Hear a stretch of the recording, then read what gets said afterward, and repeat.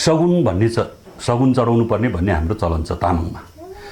अब सगुन भनेको त एउटा सौगात हो, कोसेली हो। त्यसलाई अब अर्को भाषामा भन्दाखेरि कोसेली भनेको चाहिँ कुनै एउटा फलफुल अथवा दही दुध अरे त्यो कुनै पनि चिजलाई हामीले एउटा सम्मान गरेर कुनै एउटा भाँडोमा हालेर टक्क टक्राउन जानुलाई नै सगुन भने हो हाम्रो भाषामा। अब त्यो सगुन चाहिँ हामीले के प्रयोग गरिदियो त भन्दाखेरि जाँड रक्सी।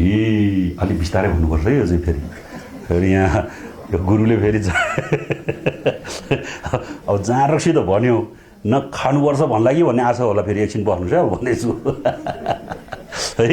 अब हामीले प्रयोग चाहिँ के गरिदियो हाम्रो सौगातमा हाम्रो कोसेलीमा भने जाँड रक्सी प्रयोग गरिदियो है, हिजो दिनदेखि नै बाबुबाजेको दिन समयदेखि नै। त्यस कारणले अब हामी बौद्ध धर्म मान्नेहरूले के गर्नुपर्छ त भन्दा हेर्नुहोस् है, अब पञ्चशीलभित्रमा रहनुपर्छ।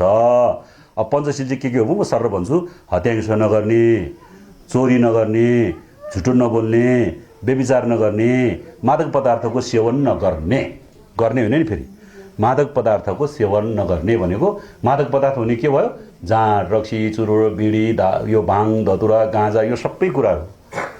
मादक पदार्थ भनेको जुन चिजको ग्रहण गर्दाखेरि हाम्रो मति भ्रष्ट हुन्छ, हामी मातिन्छौँ, हामी चाहिँ नियन्त्रणमा रहँदैनौँ, त्यसलाई मादक पदार्थ भनेको। गाँजा खायो भने हामी ठिक ठाउँमा बस्छ त? चुरोट बिडी खायो भने पनि हामी ठिक ठाउँमा हुन्छ त? रोग लाग्छ, फोक्सोको रोग लाग्छ, हरेक रोग लाग्छ। जाँड रक्सी खायो भने हामी मात्छौँ।